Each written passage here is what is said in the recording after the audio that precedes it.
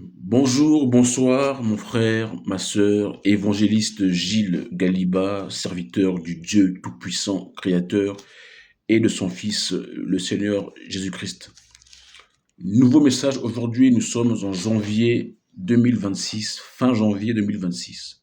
Cette nouvelle année a commencé, mon frère, ma sœur. Et cette nouvelle année est le signe que nous nous rapprochons, certainement encore plus, de l'avènement, du retour du Seigneur Jésus-Christ. Ça veut dire de la fin de ce monde. La fin de ce monde dirigé par les hommes, avec un grand H. La fin de ce monde dirigé par les hommes, séduit par Satan. La fin de ce monde dirigé par les hommes qui n'ont pas choisi de diriger l'humanité selon les commandements et selon les principes du Dieu Tout-Puissant Créateur. Oui, mon frère, ma sœur, nous nous approchons de ce temps-là. Et donc, nous nous approchons du jugement dernier qui va arriver. Et chacun dans sa vie sera jugé justement selon ses œuvres. Et alors, chacun de nous saura quelle est sa destination après cette vie éphémère, ou l'enfer, ou le paradis. Le décor est le même. C'est la même chose. Toutes les choses passeront.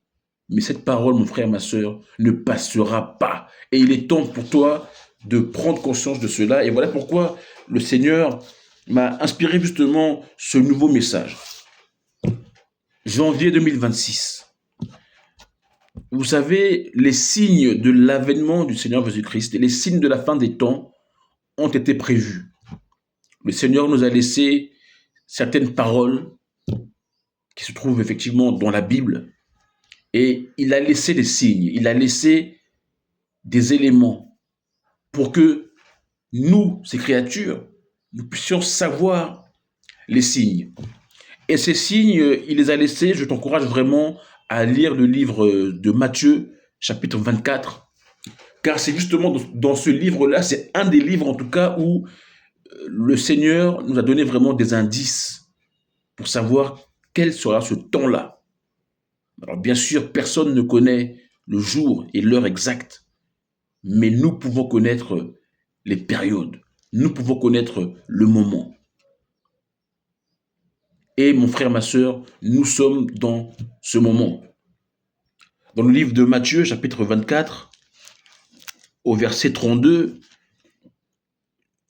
Jésus nous dit: instruisez-vous par une comparaison tirée du figuier. Dès que ses branches deviennent tendres et que les feuilles poussent, vous connaissez que l'été est proche. De même, quand vous verrez toutes ces choses, sachez que le Fils de l'homme est proche à la porte. Donc il y a des signes qui vont clairement nous montrer que le Seigneur Jésus-Christ est en train de revenir, que Dieu le Père créateur est en train de reprendre maintenant le contrôle, de reprendre maintenant son règne, en mettant fin justement à ce monde, en mettant fin au règne des humains corrompus par Satan. Et vous savez, ces signes-là, nous devons les voir. Nous devons les voir, et en ce temps de justement janvier 2026, il y a un événement important qui s'est déroulé, qui s'appelle Davos, le forum de Davos, qui est un forum mondial, qui est le symbole même, en tout cas un grand symbole de l'administration et de la direction de la Terre par les êtres humains, justement, à leur manière. Et comme je disais, il y a beaucoup de choses qui se sont passées durant ce forum de Davos et qui sont en fait en réalité les signes mêmes de l'avènement et du retour du Seigneur Jésus-Christ. Le forum de Davos. Nous avons eu un discours important, le discours de Donald Trump. Nous avons eu aussi d'autres discours aussi importants, comme l'homme le plus riche du monde. Son nom, je ne le citerai pas. Mais nous avons eu, mon frère, ma sœur, tous les signaux qui démontrent que nous sommes effectivement dans la fin des temps. Dans le livre de Matthieu 24, mon frère, ma sœur, et ça vous le savez déjà, le livre de Matthieu 24 parle clairement justement des signes. Et c'est justement ces éléments-là qui ont été évoqués, encore une fois, au conseil de Davos. Mais ces éléments-là, mon frère, ma sœur, vous les connaissez. C'est dans le livre de Matthieu 24, 6 et 7. Vous entendrez parler de guerre et de bruit de guerre. Gardez-vous d'être troublés, car il faut que ces choses arrivent, mais ce ne sera pas encore la fin. Mon frère, ma sœur, les guerres et les bruits de guerre ont commencé depuis très longtemps. Et précisément, la Première Guerre mondiale, la Deuxième Guerre mondiale, toutes les guerres qu'il y a eu, et à l'heure où nous parlons, une multitude de guerres dans tous les endroits de la planète. La guerre en RDC, la guerre au Soudan, la guerre à Gaza, la guerre en Ukraine, la guerre dans le Pacifique, la guerre qui se profile entre la Chine par rapport à Taïwan. Toutes ces guerres, je pourrais en citer plein, plein, plein. Nous sommes en plein dans les guerres, les bruits de guerre. Jésus continue, il dira, une nation s'élèvera contre une nation et un royaume contre un royaume. Aujourd'hui, l'Union européenne, qui est une forme de royaume, s'est élevée contre le royaume de Russie. Tous ces signes sont là. Ces signes-là vous montrent, mon frère et sœur, que nous sommes à la fin des temps. Et donc ton choix à toi, doit être fait.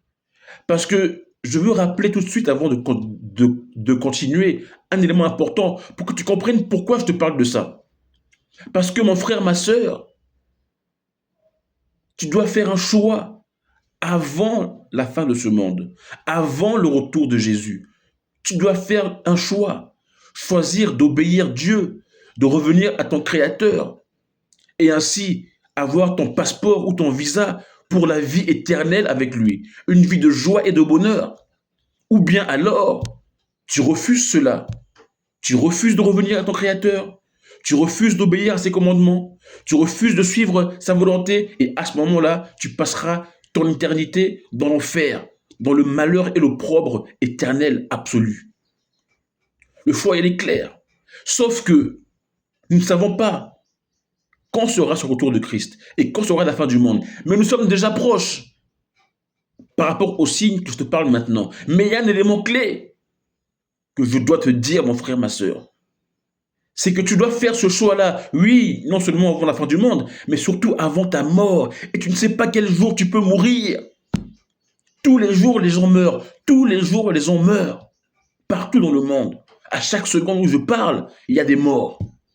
Si tu ne t'es pas repenti avant ta mort, ton choix est scellé en fonction de ce que j'ai dit, en fonction de ta vie, en fonction du fait que tu sois revenu ou pas à ton Créateur, revenu à lui obéir. Tu ne sais pas quel jour tu vas mourir, mon frère, ma sœur. Donc ton choix doit être fait maintenant, à l'instant où je te parle. Si toi qui m'écoutes, ton choix doit être fait. Il en va de ta survie. Jésus continue dans le livre de Matthieu, toujours. Il dit qu'il y aura en divers lieux des famines et des tremblements de terre. Mon frère, ma sœur, je ne vais pas te lister ici les endroits sur la terre où il y a de la famine. Je pense que les publicités que tu vois tous les jours de l'ONU et de l'UNICEF peuvent t'indiquer les endroits là où il y a les famines. Et en termes de catastrophes naturelles, je pense que là aussi, tu sais très bien que nous sommes que nous sommes dans ces temps-là. Donc, nous sommes dans ces temps-là. Mais il y a un événement encore plus précis, justement. Parce que le retour de l'avènement du Seigneur Jésus-Christ sera précédé d'une période qu'on appelle la tribulation. La tribulation, mon frère, ma soeur, ce sont les 7 dernières années de l'humanité avant le retour de Christ, avant la bataille d'Armageddon, où le diable, avec les humains séduits et trompés, vont croire qu'ils pourront faire la guerre à Jésus et au Créateur. La bataille d'Armageddon. Mais cette bataille-là, où le Christ et ses enfants vont vaincre le diable d'un seul souffle, vont vaincre l'antichrist, celui-là qui va se lever d'un seul souffle. Jésus-Christ va le balayer d'un seul souffle. Cette bataille d'Armageddon, mon frère, ma sœur, sera précédée d'une période de 7 ans, qui seront les 7 dernières années de l'humanité. Ça, on le sait, parce que Dieu a parlé à ses prophètes, et il a parlé notamment à Daniel, et il a indiqué à Daniel qu'il y aurait 70 semaines entre le moment où il lui a parlé et le moment justement de la fin des temps, marqué par cette bataille d'Armageddon, par cette dernière bataille où Jésus remporte la victoire. Et chaque semaine de Daniel fait 7 années. Et nous sommes aujourd'hui, mon frère, ma sœur, à l'aube de la dernière semaine. Parce que à la fin de la 69e semaine, le Christ est venu sur terre. Et il y a eu une pause. Durant cette pause, c'est ce qu'on appelle le temps de la grâce. C'est ce temps où nous sommes maintenant, où tu peux te repentir. Mais ce temps va s'arrêter. Ce temps-là va s'arrêter et nous rentrerons maintenant dans la dernière semaine, dans les 7 dernières années. Et quel sera le signe? Et ces 7 dernières années sont appelées tribulations. Ça veut dire que ça va être une période de détresse, mon frère, ma sœur. Comme la terre n'en a jamais connu. Une détresse terrible. Cette tribulation sera une détresse terrible, de violence, de persécution. Et c'est cette période-là justement qui va précéder la dernière bataille. Et Dieu nous a donné un signe. Et c'est ça, mon frère, ma sœur, l'information que je te donne aujourd'hui dans cette vidéo en janvier 2026, afin que tu puisses éveiller ta conscience, revenir à ton Créateur, retrouver le chemin de l'éternité. 1 Thessaloniciens, chapitre 5. 1 Thessaloniciens, chapitre 5, les versets 2 à 4. 1 Thessaloniciens, chapitre 5, les versets 2 à 4. Pour ce qui est, même verset 1 à 4, ou bien 1 à 3, lisons. Pour ce qui est des temps et des moments, donc 1 Thessaloniciens, chapitre 5, verset 1 et suivant. Pour ce qui est des temps et des moments, vous n'avez pas besoin, frères, qu'on vous en écrive. Car vous savez bien vous-même que le jour du Seigneur viendra comme un voleur dans la nuit. Voilà. Donc déjà, tu ne sais pas à quel moment. Oui, parce que la mort aussi vient comme un voleur dans la nuit. Ceux qui sont morts hier, aujourd'hui, avant que je fasse ce message, ceux qui sont morts ne savaient pas qu'ils allaient mourir au moment où ils sont morts. Ils n'ont pas été alertés. C'est venu comme un voleur. De même aussi, la fin du monde aussi viendra comme un voleur. Et l'apôtre Paul, inspiré par Dieu, continue. Quand les hommes diront paix et sûreté, quand les hommes diront paix, paix, retiens bien ce mot, paix. Quand les hommes diront paix et sûreté, alors une ruine soudaine les surprendra, comme les douleurs de l'enfantement surprennent la femme enceinte, et ils n'échapperont pas. Mais vous, frères, vous n'êtes pas dans les ténèbres pour que ce jour vous surprenne comme un voleur. Vous êtes tous des enfants de la lumière et des enfants du jour. Nous ne sommes point de la nuit ni des ténèbres. Ne dormons donc point comme les autres, mais veillons et soyons sobres. Veiller, mon frère, ma sœur, et être sobre, ça veut dire que tu es prêt. Tu es prêt. Tu te repens de tes péchés et tu appelles maintenant Dieu dans ta vie. Et tu marches selon ses commandements. Tu marches dans la crainte de Dieu. C'est ça, veiller. Quand les hommes diront paix et sûreté, une ruine soudaine les surprendra. Ça veut dire que les hommes sur terre vont chercher à mettre la paix. Dans le contexte de guerre dans lequel nous sommes, les humains, les hommes avec un grand H, vont chercher à mettre la paix. Et quand ils vont arriver à trouver cette paix, en réalité, ce sera une paix trompeuse. Ce sera une paix éphémère. Mon frère, ma sœur, ce monde ne connaîtra jamais la paix. La véritable paix appartient à Dieu. La véritable paix se passera dans l'éternité entre Dieu et les enfants qui auront choisi de lui obéir. C'est là qu'on vivra la véritable paix. Ici, bas sur terre, il n'y a pas de véritable paix. Ça n'existe pas. Et quand les hommes, justement, vont penser qu'ils ont trouvé la paix, c'est à ce moment-là qu'une ruine soudaine, c'est à ce moment-là que la tribulation va commencer. Et je parlais justement de Davos, Donald Trump. Informez-vous, mon frère, ma soeur, informez-vous. Le Seigneur dit que mon peuple périt par manque de connaissance. Ça, c'est la connaissance qui peut te permettre de comprendre les choses. Donald Trump vient d'amener un accord pendant justement ce temps de fin janvier, ce temps justement où s'est déroulé ce forum de Davos. Un conseil de paix a été créé. Ce conseil de paix, mon frère, ma sœur, symbolise justement la paix et la sûreté que les humains sont en train de vouloir mettre en place. Et ils vont réussir à le mettre en place, à la mettre en place. Mais ce sera une paix trompeuse. Elle ne durera pas. Parce que Dieu l'a dit. C'est ça le signe. Lorsque les humains diront paix et sûreté, c'est à ce moment-là qu'une ruine soudaine va déclencher justement les dernières années de l'humanité jusqu'au retour de Christ. Ce conseil de paix qui a été signé, et nombreux pays ont commencé déjà à vouloir adhérer, d'autres non. Mais ce conseil de paix, c'est ce conseil-là qui va emmener une forme de paix. Et c'est de ce conseil-là, qui sera formé donc par plusieurs nations, ils vont instaurer la paix dans le monde. Ils vont instaurer la paix mondiale. Et lorsqu'ils vont instaurer cette paix mondiale, ils vont justement donner le pouvoir à une personne qui sortira comme un héros mondial, comme une sorte de président mondial qui prétendra être celui-là qui a fini par finaliser la paix trouvée par les hommes. C'est lui qu'on appelle justement l'Antichrist. Cet Antichrist-là viendra dans la paix. Il viendra dire que oui, nous avons mis la paix. Sauf que la Bible dit, et nous le développerons dans d'autres vidéos, sauf que cet Antichrist-là, malheureusement, n'apportera pas la paix. Il trahira l'alliance et il voudra justement se proclamer Dieu lui-même.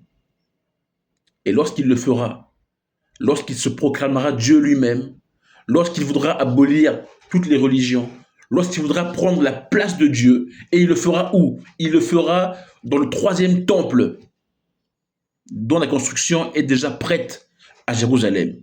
Renseignez-vous aussi, mon frère, ma sœur. Il y aura bien effectivement un 3e temple. Tapez 3e temple ou Third Temple en anglais, et vous verrez les informations sur ça. Cet Antichrist-là se proclamera Dieu dans le temple à Jérusalem, et c'est à ce moment-là que le Christ reviendra. Donc, cet Antichrist-là viendra justement dans cette fausse paix. Et cette paix est déjà en marche, mon frère, ma sœur. C'est le conseil de paix qui s'est déroulé à Davos. Mon frère, ma sœur, où tu te places dans tout ça? J'espère que, après avoir vu cette vidéo,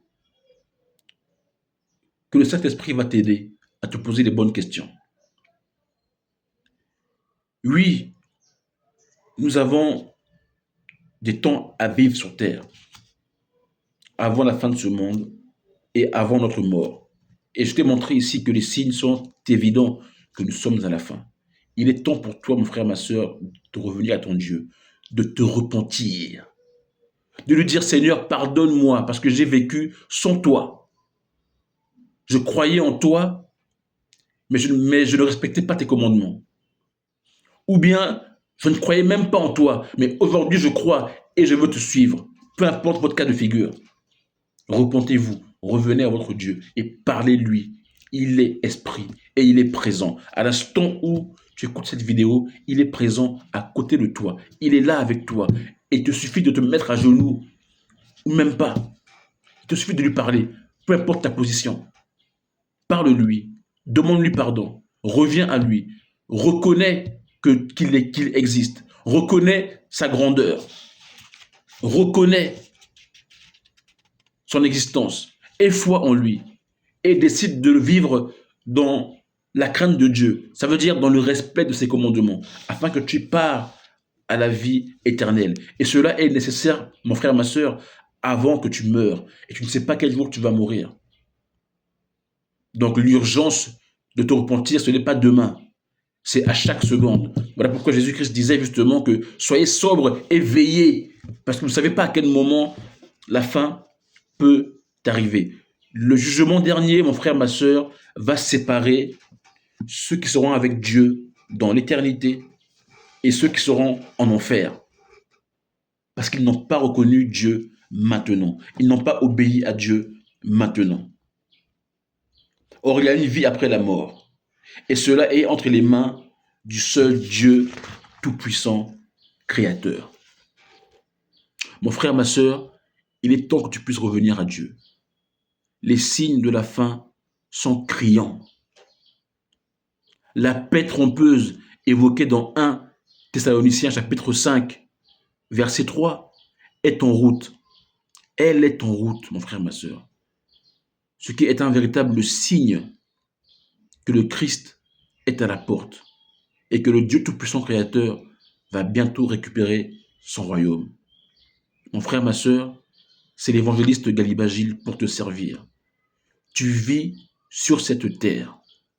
Mon travail à moi en tant qu'évangéliste, c'est de te dire que à partir du moment où tu vas choisir de te repentir, à partir du moment où tu vas choisir de revenir à ton Dieu, sache que tu vas rentrer maintenant dans une vie surnaturelle. Une vie surnaturelle, ça veut dire que tu peux aussi guérir de façon surnaturelle de ta maladie. Une vie surnaturelle, ça veut dire que tu peux aussi débloquer des situations de ta vie qui sont bloquées au niveau professionnel, au niveau sentimental. Bref, tu rentres dans un monde où Dieu t'apporte la solution à ce que tu traverses. L'or et l'argent appartiennent à Dieu. Tu peux sortir de la pauvreté grâce à Dieu. Oui. La guérison, la santé appartient à Dieu. Tu peux sortir de la maladie grâce à Dieu. Et il te suffit de rentrer justement dans cette repentance. De rentrer justement dans une vie où tu crains Dieu. C'est la condition. Il n'y a pas d'autre condition. Il ne s'agit pas de prière, ou bien d'aller à l'église, ou bien de maîtriser les versets. Il s'agit de marcher dans l'obéissance et la crainte de Dieu. C'est la seule clé de marcher dans la sanctification, de fuir le péché.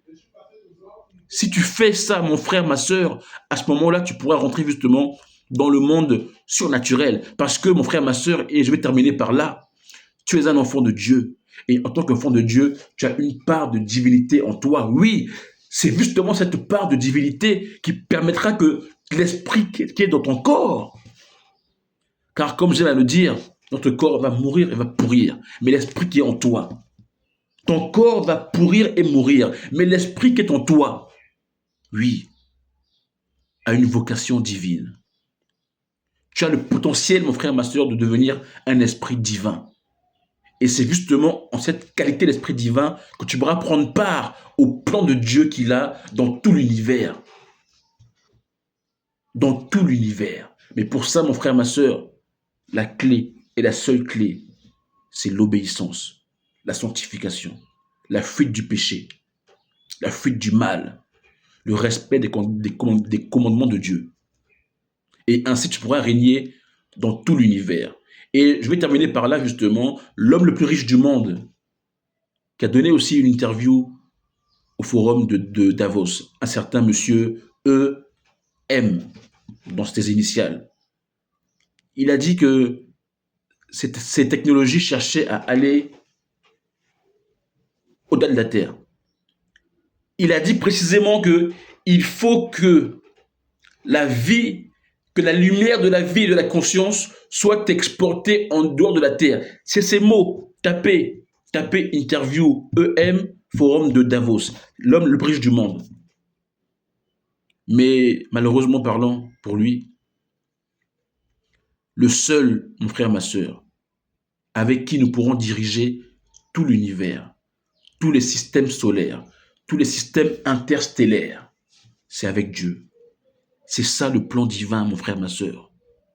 C'est ça le plan divin, mon frère, ma sœur.